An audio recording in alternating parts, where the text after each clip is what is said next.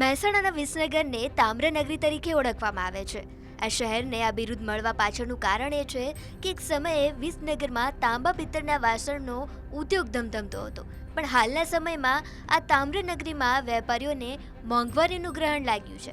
આ ધંધો અત્યારે લગભગ પડી ભાંગ્યા જેવો છે, કારણ મોટા મોટા સમાજોએ એમના લગ્ન પ્રસંગમાં જે વપરાશ હતી એ બિલકુલ બંધ કરેલ છે। એના કારણે અત્યારે આ ધંધો લગભગ બંધ થવાના આરે આવીને ઊભો છે। અત્યારે આખા વિસનગરમાં લગભગ 50 થી 60 કારીગરો કામ કરે છે અને એવા લગભગ 18 થી 20 કારખાનાઓનું કામ ચાલુ છે।